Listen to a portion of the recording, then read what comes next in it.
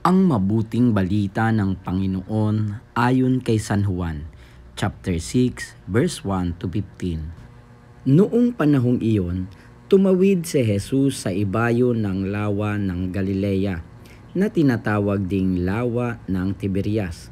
Sinundan siya ng napakaraming tao sapagkat nakita nila ang mga kababalaghang ginawa niya sa pagpapagaling sa mga may sakit. Umahon si Jesus sa burol kasama ang kanyang mga alagad at naupo roon. Malapit na noon ang pista ng Pasko ng mga Hudyo. Tumanaw si Jesus at nakita niyang dumarating ang napakaraming tao. Tinanong niya si Felipe, "Saan tayo bibili ng tinapay upang makakain ang mga taong ito?" Sinabi niya ito para subukin si Felipe, sapagkat alam ni Jesus ang kanyang gagawin. Sumagot si Felipe, "Kahit na po halagang 200 dinaryong tinapay ang bilhin, ay di sasapat para makakain ng tigkakaunti ang mga tao."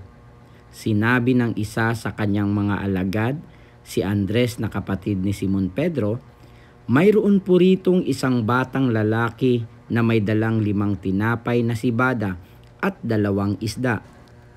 Ngunit gaano na ito sa ganyang karaming tao? Paupuin ninyo sila," wika ni Jesus. Madamo sa lugar na yaon, umupo ang lahat, humigit kumulang sa 5,000 ang mga lalaki. Kinuha ni Jesus ang tinapay at matapos magpasalamat sa Diyos ay ipinamahagi sa mga tao. Gayon din ang ginawa niya sa isda. Binigyan ang lahat hanggat sa gusto nila.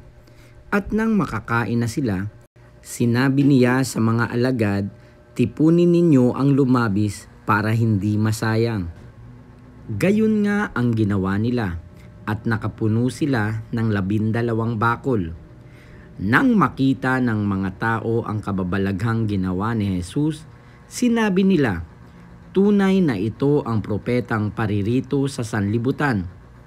Nahalata ni Jesus na lalapit ang mga tao at pilit siyang kukunin upang gawing hari. Kaya muli siyang umalis na mag-isa patungo sa kaburulan. Ang mabuting balita ng Panginoon. Pinupuri ka namin, Panginoong Hesukristo.